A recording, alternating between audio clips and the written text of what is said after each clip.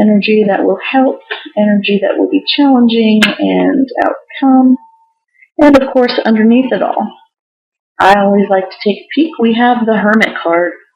The Hermit card speaks about that quest to find inner wisdom. This is this is going within. Okay, this is finding what you need to enlighten yourself, finding that it's inside of you. And that, before I even go any further, I have to say the song, I guess it was the theme from the Titanic movie, My Heart Will Go On, that has been like playing in my ears since I started shuffling for Libra. So that means something to somebody. So yes, your heart will go on. Anyway, back to the Hermit.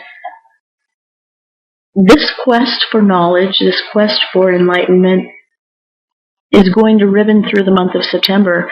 So this might be that you find yourself studying a lot. You might be going to shaman or healers or teachers of different ways of living, different cultures. This is a card that speaks to finding what sits well within yourself and finding that it's inside you. So that inner quest is going to ribbon throughout the month of September. This is also a bit of a cave dweller card. Libra, you're not too much of a cave dweller, but you may want to retreat and sort of take a step back. But we'll see how things play out here. For the beginning of the month, we have the King of Pentacles. Okay, this is an energy of being on top of your financial game, being on top of your health regimen. This is knowing that you are responsible for and you create the surroundings that you live in, the health that you have. It's your responsibility, and you don't take it lightly. You're at the top of your game. You are planning. You are not spending foolishly. You are willing to nurture and watch things grow rather than sort of get rich quick scheme type things. This is also a card of a very solid, stable, hard-working, earthy energy. Maybe I always feel like I can almost smell dirt, right? Like getting your hands in the dirt. So maybe the first week in September for some of you Libras will, involve planting or maybe weeding out a garden or maybe tilling up some dirt to prep it for, next season. I feel just a great earth energy. This could also be someone in your life that is earth sign, which would be, Capricorn, Taurus, or Virgo. And we are in Virgo right now, Virgo's star sign. So, somebody in that that carries that sign might be very important to you the first part of the month. And also, with the Hermit ribboning through this earthy energy, you may find information or enlightenment from somebody who is an earth sign, sun, moon, or rising, of course, or maybe just somebody who you highly respect and who is very grounded, somebody who is somebody you has managed their money and their health well. Okay, so maybe you're going to somebody for advice, and you're seeking to find that light at the end of the tunnel, where your finances and where your health are concerned. And, this person is coming in saying, okay, well, let me give you a little bit of knowledge on what I did. And you will then listen because you do respect this person. They have proven it, materially that they've done the work, they've put in the time, and it's shown. Okay, so beginning of the month, you'll be,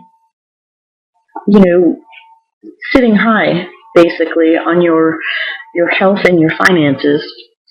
By the middle of the month, we have the Moon card. This is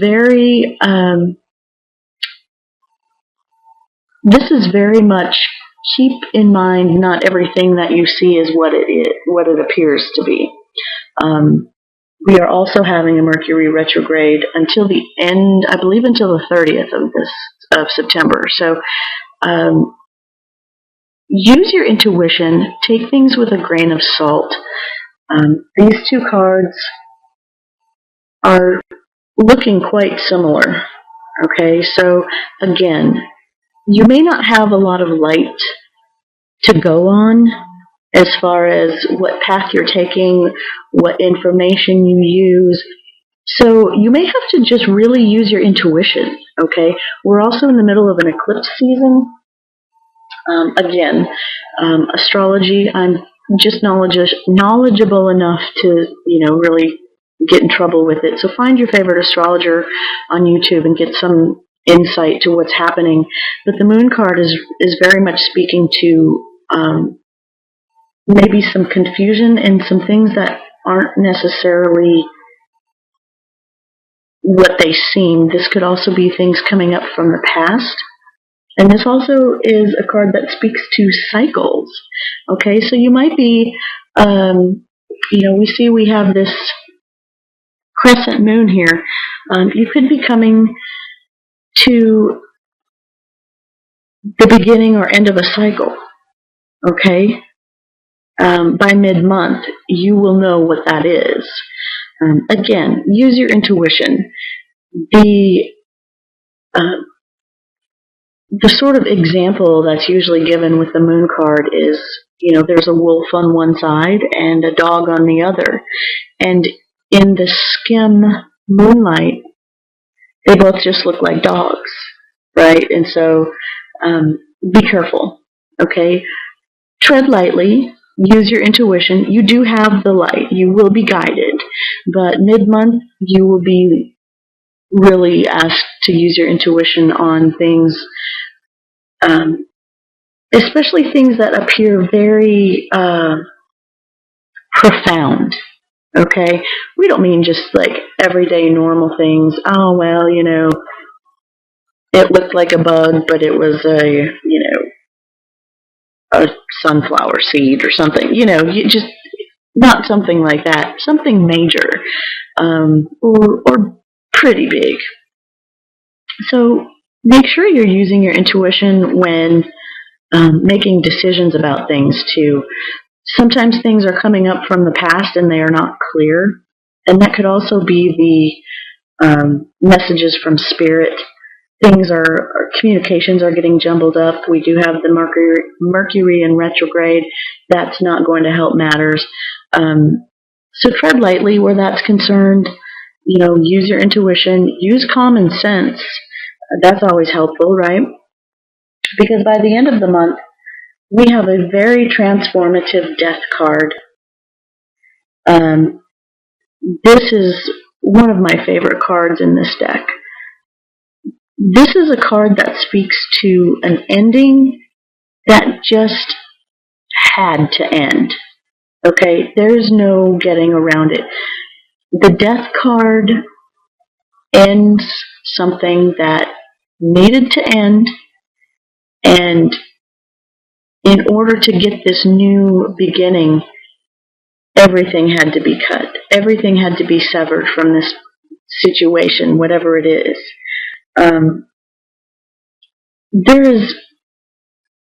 There's almost a hope for this to happen. Okay? So something will be ending by the end of September for you, and it's going to be incredibly transformative. The new beginning is going to be nothing but amazing. Okay? That is what the death card promises. Death card promises an end to that which is no longer serving you and a beginning to all that is. Okay? So, although the name of the card, and maybe sometimes even the looks of the card, I actually feel like this one's just so badass. Like the muscles on the horse are just so ripped and cut.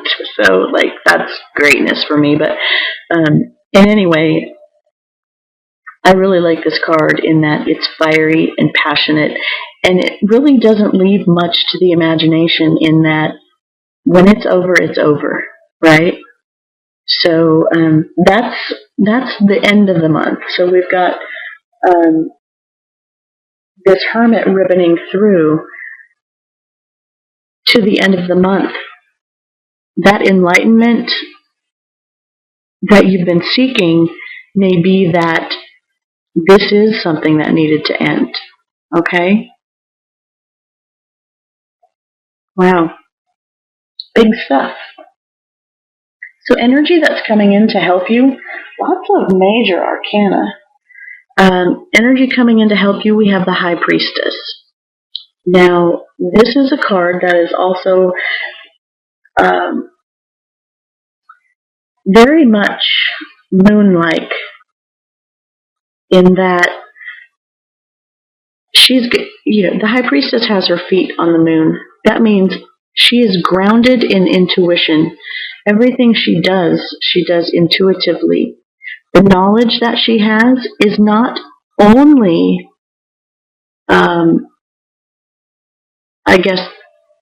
learned knowledge, it's intuitive knowledge, okay? There are things that are hidden from most, and she knows what those things are, okay? So I feel like, especially mid-month when you're having to tread lightly and use your intuition, the energy of the High Priestess will come through. Okay, your intuition will be spot on. You will know what needs to happen. Because the challenge is going to be the Two of Wands. Or excuse me, is this 3? Yes, it's 3. Sorry, my eyes are bad. This Three of Wands as a challenge, Three of Wands speaks about waiting for your ships to come in and anticipating and knowing that they are coming in. You've already gotten these wands flourishing and blooming, but you're looking out for something else. This could also speak about this is possibly hesitation, okay? Maybe not quite ready to make that move, to take that jump, that leap of faith. This is not just anticipation, but with hesitation as the challenge, you might be teeter-tottering. Now, as a Libra sun, I get it, okay? The drive-through at the Starbucks to make a decision, it just about kills me, right? Like most things I'm okay with, trying to make a decision on some things. Now, as a challenge coming up this month, this is a pretty big decision. This is maybe hesitating to the point of missing out on your ship, okay? Maybe this challenge is that you just watched your ship come in and didn't get on it, okay? So keep that in mind, Libra, when there is advice at the beginning of the month coming to you from somebody that you respect, that has done due diligence, who is grounded, who is wealthy, who is slow to anger, works hard. When you get around this person or you have this energy, don't let it just sail away, okay? The challenge is going to also be to be patient, to wait for that ship to come in. because we do have a very patient energy with this King of Pentacles. And a challenge of the Three of Wands would be not only waiting for the ships to come in, but knowing that they are. Okay, that inner knowing that the High Priestess will definitely help you out with. And again, you're educating yourself. You're finding enlightenment. You're finding information. You're gathering knowledge. The challenge then is to wait. The challenge is to expand. The challenge is to rise to the occasion and actually expand what it is you're doing now. Because 3 is expansion. 3 leads to 4, which is solid. Okay, 3 is the expansion. So, what are we ending the month with? We have an outcome of 6 of Pentacles. We're ending this month with the energy of generosity, with the energy of discernment. We are, seeing that somebody's getting the gold coins and somebody's getting the dull coins, okay? But know that this guy is keeping enough coins for himself. He's not going to give everything away, okay? So how this is going to work out then is you will either be on the receiving end of some generosity, and you may be hitting the jackpot, so to speak, or you may be getting just enough. Also, you might be the one giving, okay? You may be incredibly generous with something or with someone, and maybe giving just enough to another. And that's okay.